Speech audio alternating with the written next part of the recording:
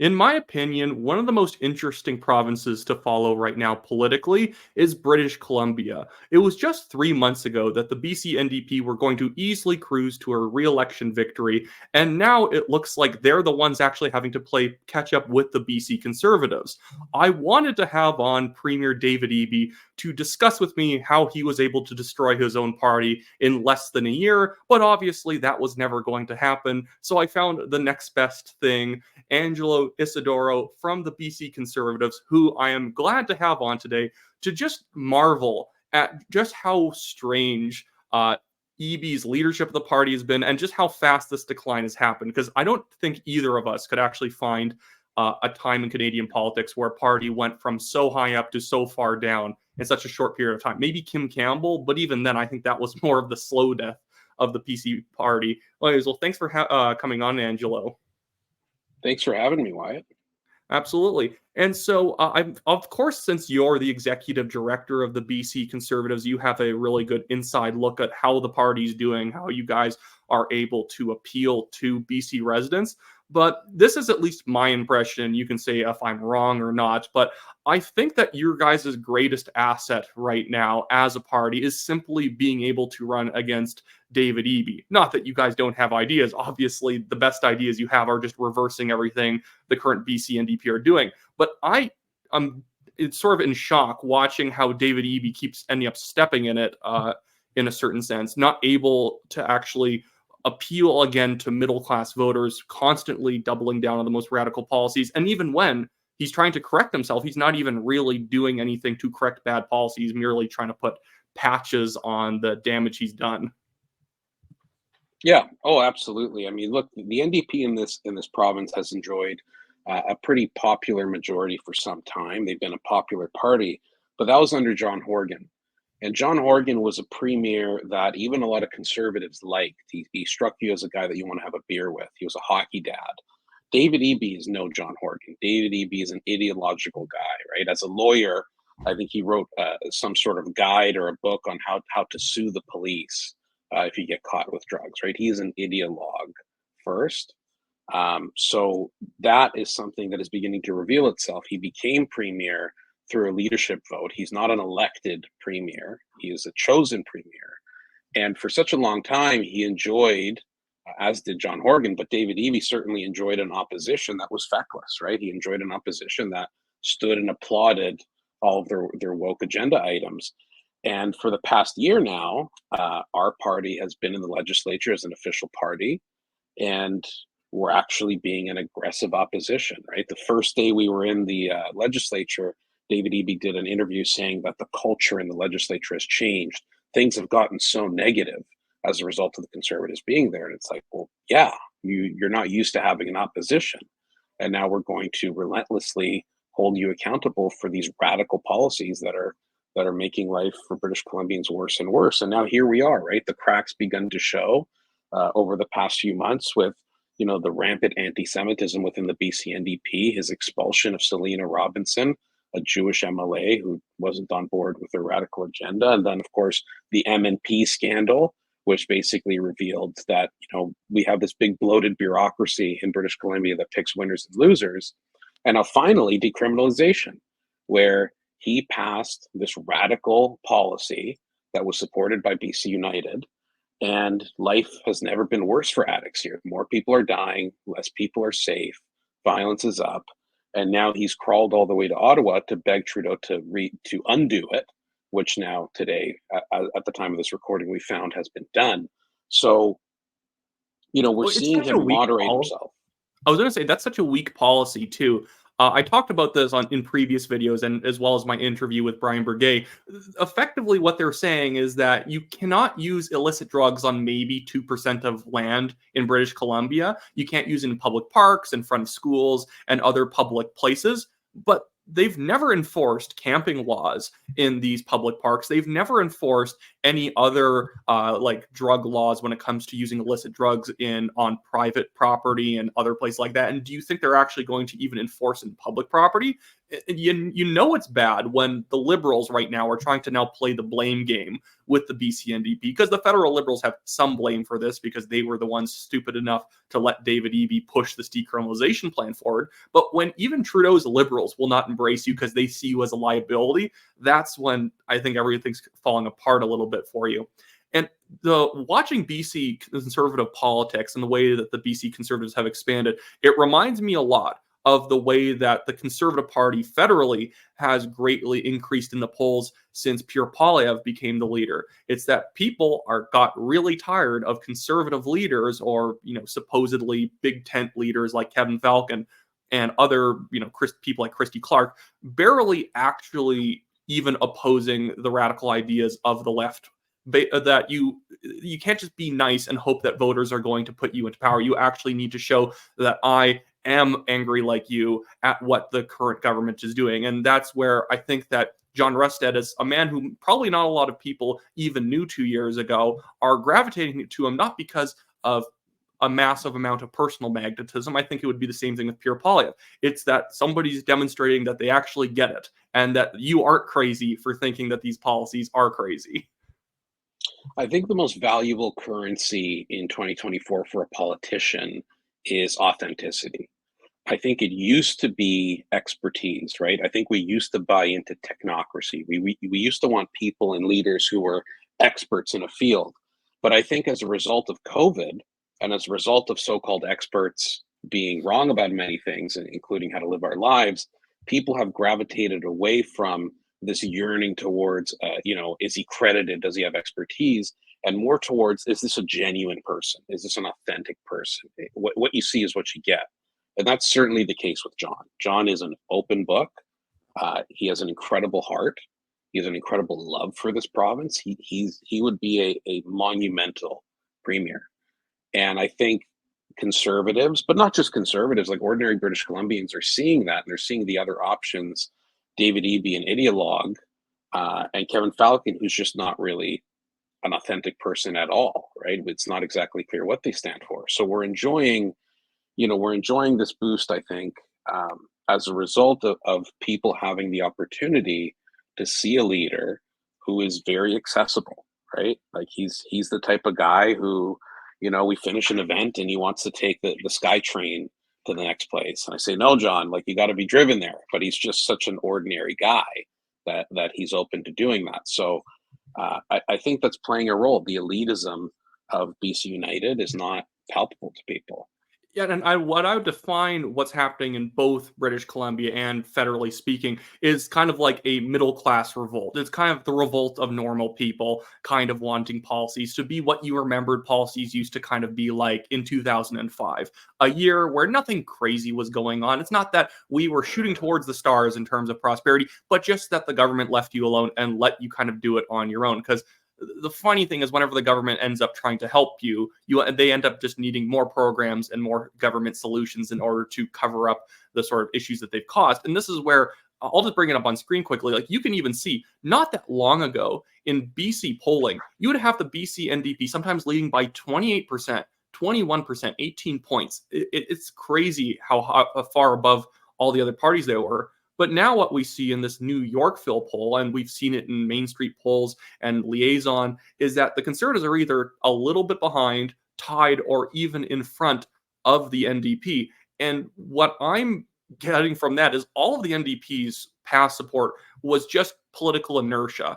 This is the party that leads us. It is the default, and there's nobody else. And as soon as something else actually other came along, the fact that people jumped to it so fast demonstrated that there was a need for it. We've seen other provinces where maybe the government wasn't that great, and it was hard to get alternatives off the ground because there wasn't that fever pitch feeling that we're actually voting on the survival of the province at this point. And I don't think that's even hyperbolic to say that if David Eby was given another 4 years in office, and that's pretty much the only option because it's either going to be Conservatives or NDP, given another 4 years in office with all these programs getting more sort of dug into the BC government, you're never going to be able to get rid of the stuff, or at least the damage that mass addiction is going to cause is going to basically make the province feel fairly broken for the next few decades. But I think that what was really exciting with this poll that showed the BC Conservatives up by a couple points is that it also showed in the seat projections that you guys would be able to pull together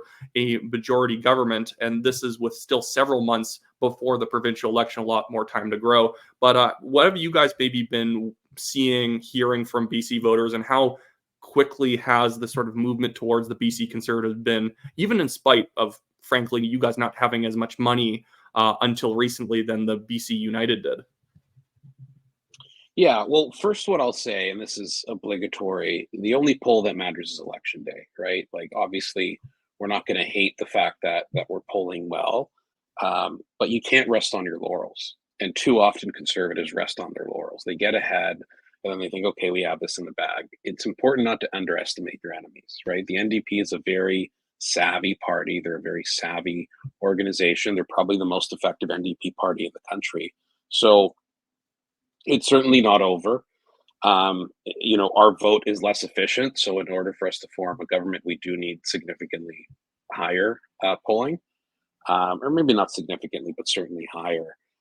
But the trajectory has been great. And I think that what we've noticed anecdotally that is now being validated by this polling is that people show up. We host these events. We hosted an event in Cowichan Valley with our candidate there, John Corey. 450 people showed up to it. That's a lot. Cowichan Valley. Cowichan Valley is an NDP riding, right? We have an event happening in North Island, North Vancouver Island. We're expecting 600-700 people going to that. So for provincial politics, that's a lot, especially in BC, because people for too long have been apathetic in this province. The NDP has enjoyed, higher polling in the past as a result of what I call soft support, in the sense that people kind of vote park. They just park their vote with the NDP. They say, well, I don't really see an alternative, so I guess the NDP. That's when they're asked, right? That's not a dedicated voter. That's a very soft voter. So, I've always believed, and we've always believed, the NDP's lead has been a house built on sand.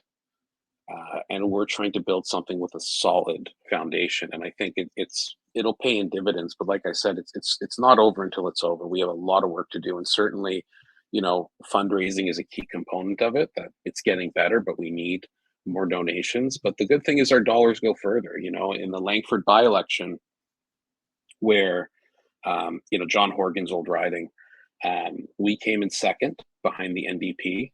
We got 20% second place, and we spent $10,000 in that race. BC United spent $76,000 and came in fourth with 6%. So our dollars go further. Our dollars go further because the brand goes further, and because we have volunteers, right? We have amazing volunteers that believe in a message. We have a brand that is honest. We have a team and a policy handbook that is, again, authentic. It speaks to people. We're going to scrap the carbon tax. We're not going to write out a complicated reason why we shouldn't do it. We're going to scrap the carbon tax. We're going to hire back the healthcare workers that got fired over their private medical decision. We're going to end the so-called safe supply program that's just killing more people. It's a common sense plan. Yeah, that was the one that really sort of threw me for a loop upon hearing about it, that the BC medical system is currently like falling apart. And it's not because of an inherited issue that the NDP or the province of British Columbia is been having to deal with for like a decade or something. It was just self-created. And this every once in a while, whenever you make a criticism of a incumbent left-wing government who's incompetent, you'll get people saying, well, they're trying their best. It's a difficult issue and they're making it better. And if they weren't doing what they're doing, everything would be so much worse. But basically on every single issue that is defining this election, I think you'd agree. It's, crime, drugs, healthcare, cost of living, the staple issues, that all of it is self-imposed. Every single issue basically mostly comes back to a piece of public policy that the BC NDP championed and passed. Yeah, it's ideology, right? This is what happens when you pass legislation based on ideology instead of common sense. You have the only jurisdiction in North America. British Columbia is the only jurisdiction in North America that has not hired back the nurses and doctors. that What were was the fired figure because of on COVID. what was the figure on how many doctors and nurses are still not back to work? So approximately it's around 6,000, Wow. right? Many of them in rural areas. So when you see these horror stories of people dying in waiting rooms, or people not being able to see a doctor, you have 6,000 people who are fully trained, who are not allowed to go back to work. Many of whom now are moving away. They're going to Alberta. We probably already lost many of them. But the reality is these are fully trained individuals who were fired because of their own private medical decisions, and they're not being hired back, while every other jurisdiction, every other state, everywhere else in North America, they've been hired back except here. That's not science. That's not common sense. That's ideology. That is ideology that tells Bonnie Henry and David Eby, no, we need to punish these people. They ultimately want to punish them, right? It's a cult. They want to punish these people as a result of not falling in line. And who gets hurt in the end? British Columbians. Let's also point out it's not like the BC NDP have also lowered the amount of spending on the healthcare system. They're now still somehow spending as much, if not more, while operating a medical system with fewer actual employees. This is honestly one of the big problems we have in Alberta. We spend so much money for actually very little delivery, and the BC NDP are now trying to beat Alberta by spending even more per capita than Alberta and somehow having even longer wait times. And maybe to jump over to the drugs issue too, I couldn't imagine that many progressives even are blind to the fact that decriminalization has failed. So, like, especially in, I would assume, the Vancouver area and the suburbs around there, has that kind of been the major thing that if you guys scrap decriminalization altogether, that's what people want? Because I think, frankly, David Eby has chosen this to be the referendum on the carbon tax and drugs. I'm not sure if he actually has witnessed the single issue polling on each of those. Yeah, I think suburban voters want to be safe, right? So suburban voters want to be able to take their kids to the playground and not have people shooting at them. Suburban voters, women want to be able to walk down the sidewalk without getting randomly attacked. That's, our policy is fairly straightforward. People are on drugs like fentanyl that have a severe effect on the human mind, right? Like, we had this huge scandal over Oxycontin and Purdue Pharma and all these issues. Some of these drugs are 30, 40 times stronger than Oxycontin. Mm-hmm. So these people need help. These people need treatment. These people need to follow, a lot of what you guys are doing in Alberta with the Alberta model, where we spend the money to open up facilities and send them to the facilities so they can get their life back. I get so frustrated when, I debate.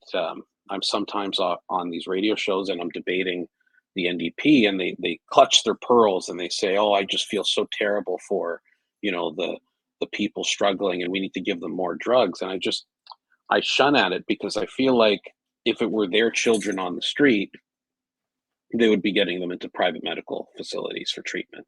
They wouldn't say, "Here, sweetie, here's your safe supply of drugs." They wouldn't be saying that.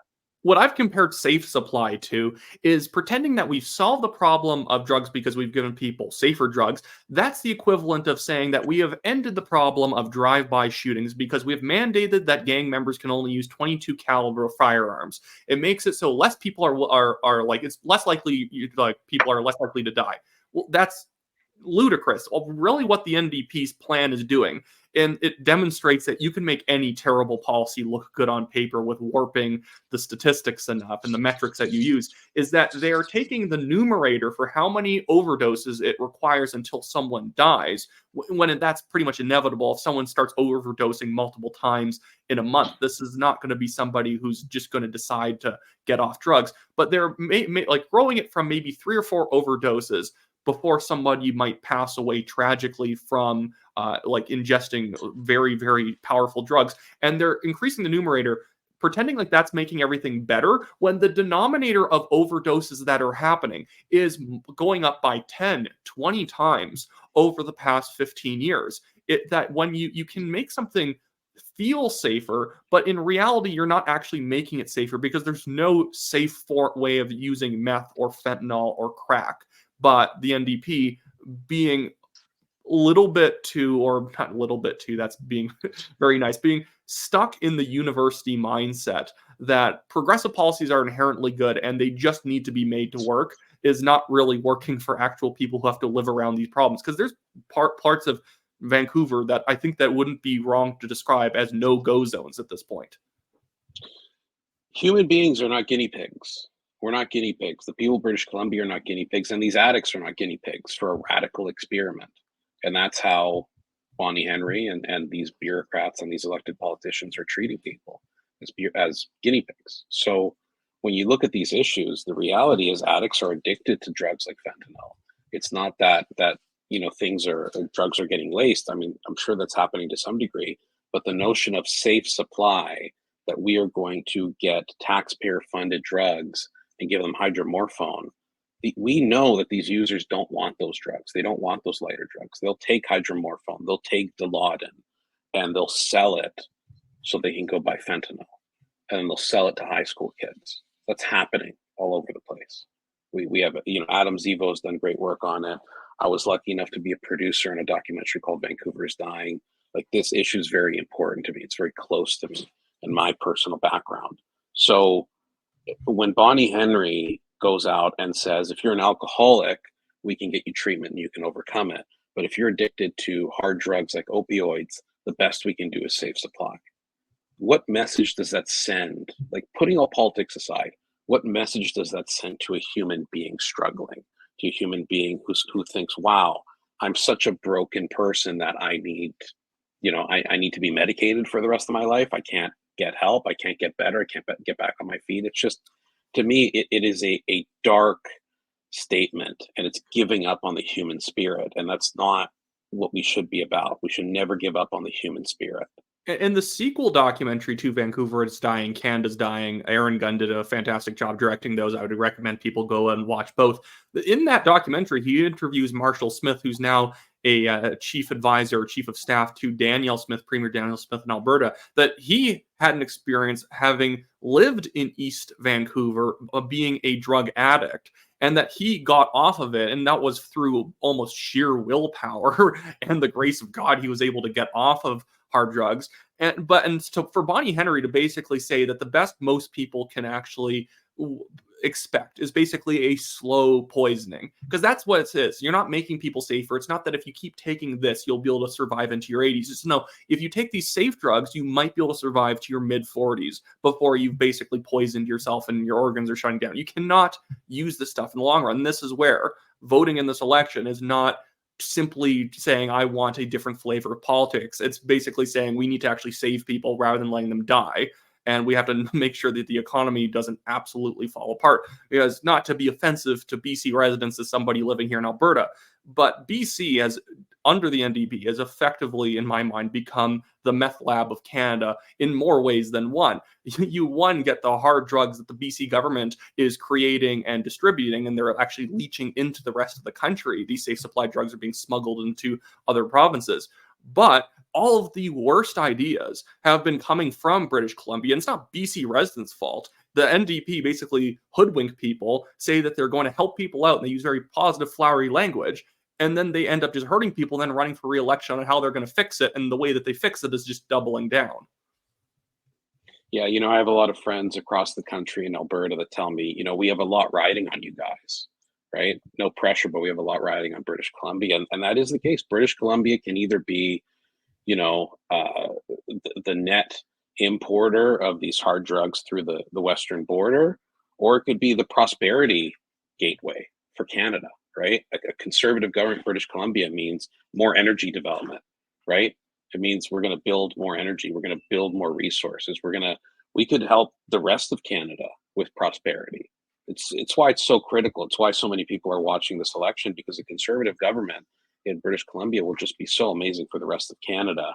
And you mentioned Marshall Smith, who I know well. I mean, what a story, right? To go from drug addicted on the street to recovery to now the chief of staff to the premier of Alberta.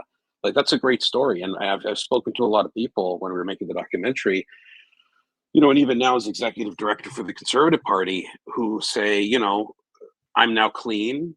If I was offered safe supply, I'd be dead. Right. But I was drug addicted. I reached my rock bottom and I got clean. So many people have told us that. that, I don't want to sound negative. I don't want to sound like, oh, you just need to pull yourself up from your bootstraps. I'm not negating the difficulties of addiction. I know them. But what I am saying is that what we're doing isn't working. It's killing people. It's based on ideology. It's not based on common sense. And it's not compassion. It is a religious ideology that seeks to turn people into guinea pigs and zombies. So the Conservative Party, is going to put forward policy that, recriminalizes drugs, which in itself isn't necessarily even saying enough, because when drugs were criminalized, they were still not being enforced. So it's recriminalizing drugs, but we need to change the culture, right? So it's no more safe supply, no more so-called safe supply. It's killing people. It's not helping. And prioritizing treatment. We need to open up facilities. I don't think taxpayers are necessarily against the investment. There's this notion that as conservatives, we hate spending money, right? I don't think it's that. I think conservatives don't like wasting money. I think many conservatives, if you speak to many British Columbians who consider themselves supporters, they'll say that they're open to their tax dollars being used in ways that are appropriate, in ways that make life better for people, right? If you were to ask people, would you be okay with your tax dollars being used to open up a facility where people can get back on their feet, they would say yes. And then if we're being completely shrewd and talking about the economical benefits of that, well, you have new taxpayers, you have people going back to work, you have people. This is actually what I have my master's degree researching for public policy, is that it's not in fact poverty that drives crime, it's crime that drives poverty.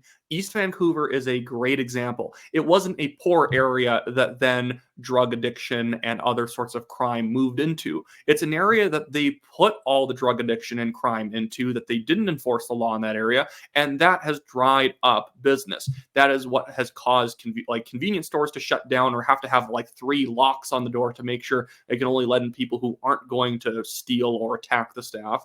This is what happens when you think in purely material terms. And this is how David Eby is falling apart. He thinks that the only important things in life are those tactile objects, it's material wealth and stuff like that. So he simply is trying to redistribute the gains of BC and then solve every single problem with some socialistic material solution, rather than a actual hard solution that is more philosophical and cultural based, that's actually about trying to do good things rather than just trying to provide quote unquote safe and good things. Because at the end of the day, people have to do it for themselves and the government can't do it for you. That's where you're right. It's not being uncompassionate saying that you might have to be pushed off of drug addiction. Hard solutions are what you kind of need to hard, difficult problems. It's the whole adage that weak men create hard times, and obviously weak men's solutions cannot then dig you out of the hole that you're in.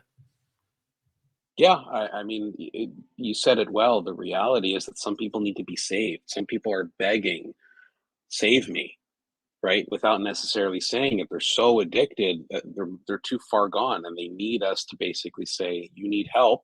We're going to help you get clean and get a clear mind, right? That's why we would use the notwithstanding clause to get addicts into the treatment they need. It's not that complicated to us, and again, it's not a perfect model, right? A lot of people will say, well, abstaining doesn't work, it's failed in the past. What this comes down to is the fact that what we've done so far has not worked. More people are dying, more people are addicted, and their solution is to do it more. The definition of insanity is doing the same thing over and over again, expecting a different result. I think the reason why we're doing so well is because people are waking up to that lunacy. And I'll point out in 2005, because I did a study on crime in all of Canada and mostly Toronto, in the early 2000s, 2005 to 9, the era before we had safe injection sites and safe supply and all that stuff, we had almost no drug deaths per year. It was nothing. We had no crime. Everything was prosperous. And guess what we did? We had drug abstinence type policy. We actually locked up criminals because incarceration is not bad if someone is violating the rights of other people. And we actually taught kids moral virtue in schools. We didn't teach moral relativism, which is effectively what SOGI is on specific areas, like topic areas, especially when it comes to the sex ed curriculum that SOGI puts forward. It teaches just complete relativism in the school system. Then you wonder how it ends up negatively affecting the way kids see the world. But like, have you guys heard a lot when it comes to SOGI 123 is something that is driving a lot of votes? Because obviously a lot of the other issues are very hot-blooded in terms of, you know, drug addiction, crime, crazy high taxes. But is SOGI still getting a lot of play when it comes to voters at the doors? I would say it is with parents. I mean, SOGI 123, for those unaware, is a curriculum program in British Columbia. And if you Google it, you'll see that it's an anti-bullying module. But in reality, the way it's been implemented has been very ideological, and it's been teaching inappropriate content to small children. I mean, Bruce Bandman, our MLA from Abbotsford South, took a book from school that they have in elementary schools. They have like 7-year-olds reading this book. And he took it into the legislature during question period and read it out loud, and the entire room just gasped. He had to be stopped from the speaker because these words were so inappropriate. And it begs the question, if he can't say that in the legislature, why can small children say it in the classroom? Why can they read it? So there's significant issues with our education system and what's being taught to children. We've heard from parents in every community, the Chinese community, the Sikh community, the Hindu community, the Muslim community even. They're very concerned about it. It's a policy that was brought in by the BC Liberals. It's gotten worse under BC NDP. And again, it goes back to the top of our conversation, which is ideology over common sense. We need to get back to teaching kids the ABCs. And it's something where it pretends that it's like a flowery and nice solution to an issue that everyone cares about. Bullying in school, obviously bad, but when you introduce a very vague box in order to solve the solution, SOGI is effectively a vaguely worded, nice sounding box of solutions. But if you actually take a look at that, they can fill it up with whatever they want. So then they end up using this anti-bullying program as a front for being able to push, you know, gender theory in the classroom and a lot of other sorts of radically left-wing types of curriculums under the guise that if you don't want this, then you're somehow pro-bullying, which is the greatest insult to parents who actually care about the health and well-being of their children. But to transition to one more topic before we end off here, I just want to talk about, because I've talked about David Eby a lot in this video, obviously, awful leader, doesn't understand what the actual voters in BC want. But the person I'm almost even more confused by is Kevin Falcon. I don't know what the NDP are doing. Even their videos I've made fun of the past, like this one where it looks like he is a hero who has who has given up. I don't know what's going on with the United. Is it who are they appealing to? What's their plan? I'm just confused, and I need you to explain this to me. I think that indifference is not a virtue. And I think right now everyone's indifferent towards them. I think Kevin Falcon, for those unaware, was a fairly prominent politician for a long time in British Columbia. And in 2013, he quit and he went to the private sector. And I think what happened is when he quit in 2013, he became frozen in amber politically, right, in terms of the zeitgeist. He just didn't participate in politics for over a decade. And I think as a result, he's now come back, and effectively his strategy is to campaign like it's 2013. And if we remember politics before 2016, it looked very different. 2016 was a Rubicon moment. So he thinks that the way to win over votes is to be as moderate and middle of the road as possible, be as vague as possible, try to appeal to as many people as possible, talk on both sides of your mouth, basically. And that's not really popular anymore. And I think this notion of a quote unquote coalition party between federal conservatives and federal liberals does not work anymore. In 2013 or earlier, right? When I think of a Paul Martin liberal and a Stephen Harper conservative, I think of two people who can have some pretty serious disagreements with each other. But ultimately, you know, they're both Canadians. They both believe we're a great country. They both believe we have a good history. They both believe in the basic tenets of what Canada is. Now, you don't share that commonality. We become too polarized. Now, you're either on the side that wants to freeze bank accounts, or you're on the side that doesn't want to freeze bank accounts.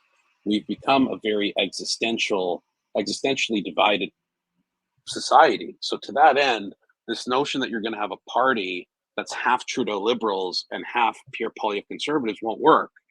And then what you end up with is a very vague platform that appeals to nobody, basically. And you have the liberals mad at you for not being liberal enough, and the conservatives mad at you for not being conservative enough. They flee your party. Federal liberals in this province vote for the NDP. And the conservatives come to us. And now, they've bottomed out. So Kevin Falcon is an inauthentic leader. He is someone who will say anything to get elected. And I think the era of that leader, that politician, has come to an end. The era of I will say anything to get elected. At least David Eby, say what you want about David Eby, he believes in all the crazy stuff he believes in, right? He's an ideologue. Kevin Falcon doesn't actually believe in any of it. So I think we saw what happened to federal conservative leaders that were like that.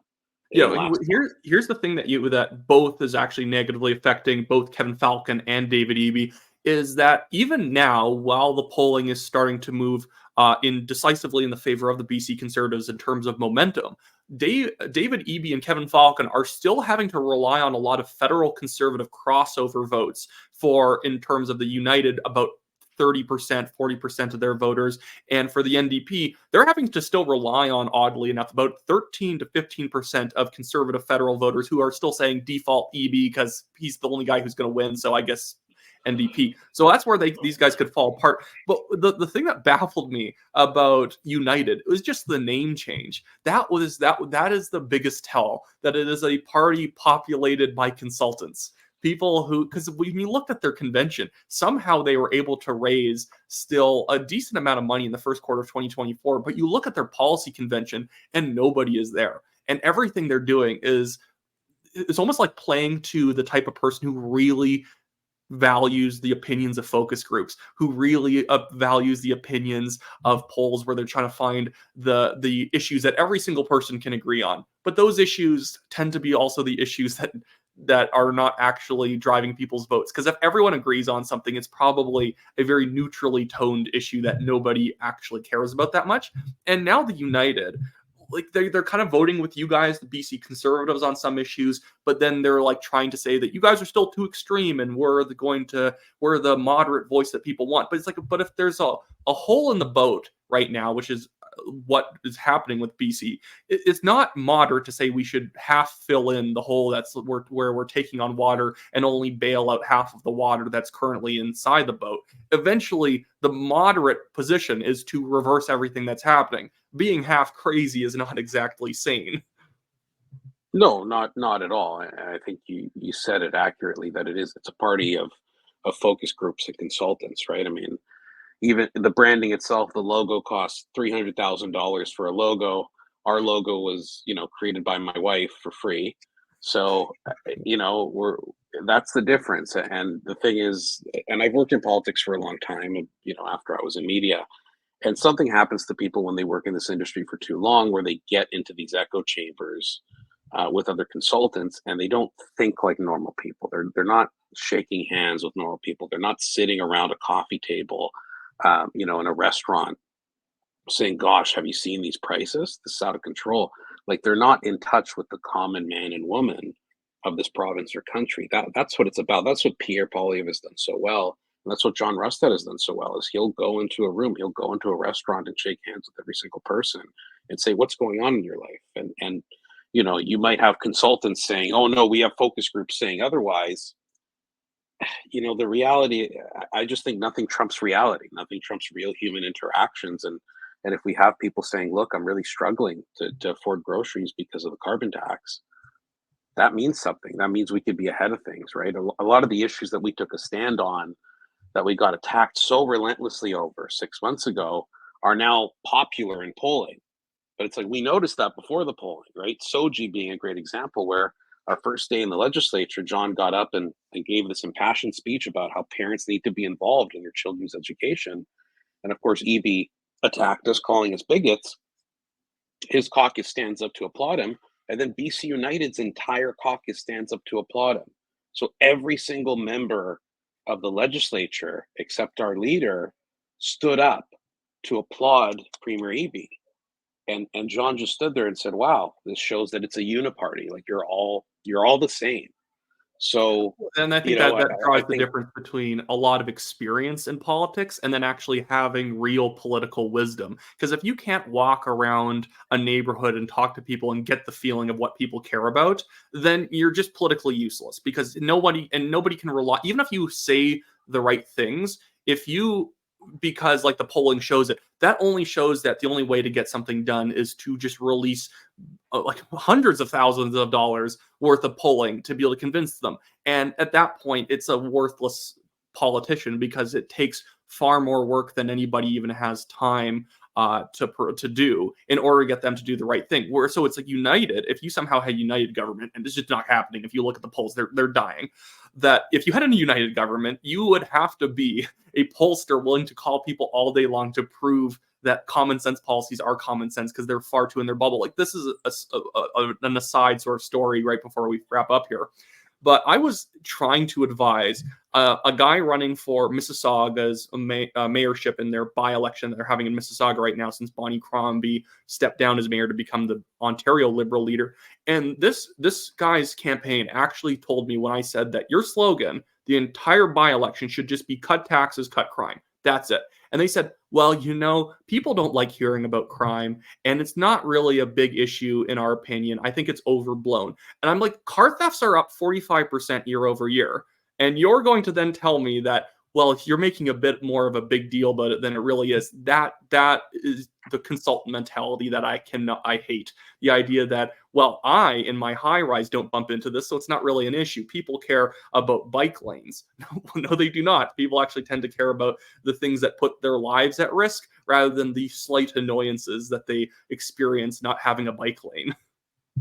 yeah, well, exactly right. Like in my capacity as executive director, it's not common for executive directors to go door knocking, but I like to do it because in going door knocking with my candidates, you get to meet real people. You get to ask them, what's your top issue? What are you worried about? What's going on?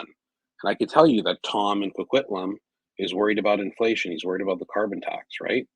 Or Hannah in South Vancouver is worried about SOGI, right? We hold these events and these town halls where people can come and voice their concerns. And to me, that's what's authentic. And that I think is why we are where we're at. And again, the only poll that matters is election day. We're not resting on our laurels, but it certainly reflects what we're seeing in the common man and woman of British Columbia. And I think John would be an amazing premier, and it's my absolute honor to be in the position I'm in to help him actualize that. Yeah, and you guys are doing really good work, especially since this party basically didn't exist a year and a half ago. The BC Conservatives were like a name, so it's not like you and John just inherited a great vehicle to be able to oust the NDP with. This is something that literally basically had to be built past just being a registered name that somebody happened to keep like in their possession. This is something that actually has had to be built from scratch. And even without you having to say it, guys, if you live in British Columbia, you have to volunteer, you have to donate. You have to do one of those two things. If you really don't want David Eby to be reelected as the premier of your province, there's no, well, I can't do that. I don't want to do that. It will literally be worth its weight in gold to be able to have a different government in British Columbia. And as an Albertan, I salute you if you help the BC Conservatives end up winning the legislature, because this is a issue that in the province, David Eby, is something that is affecting the rest of the country. And you can already see it spreading. Decriminalization is going to Toronto. It's going to go to other cities after that. And it's because of the advocacy work, the toxic advocacy work of people like David Eby. So, Angelo, tell people, I guess, where they can go and look up information about the BC Conservatives, how they can help you out, and what you guys want from people, I guess.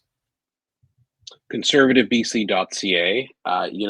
If you're a resident of British Columbia, you can donate. All donations are eligible for tax credits, so you get some money back. Like I said earlier, our dollars go far, right? The money's not being wasted on consultants. It goes very far. It helps us a lot to get the message out because, like you said, the party, we had to build this, right? This party was basically in a zombie state for 100 years. So we had to redesign the logo, like I said, and rebuild and create this brand. And it's probably the fastest growing political party in Canadian history at this rate, right? We were a year ago, I think we were at like 7%, and now we're at 39 or 37. So it's a rapidly exploding political party. Anything helps. Yeah. Any donation helps. And if you can't donate, then volunteer. Our candidates need door knockers. It goes so far.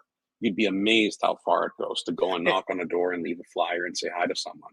And people have to realize, if you feel nervous with just the idea of door knocking, I almost like vomited the first time I tried to go door knocking for myself in Calgary. You're just going and chatting with people. You just have to realize you're talking to people and they actually want to talk to you, especially if you're a BC Conservative volunteer. You are effectively represent the solution to a lot of problems in this province. People want to talk to you, and you just need to get them the information to be able to show up on election day this fall in British Columbia. So thanks for coming on, Angela. I'll definitely put all the plugs and all the links that you want in the description below so people can go check all this stuff out. Thanks for coming on the show, and thanks for fighting for actual freedom and common sense in British Columbia. Thanks for having me, Wyatt.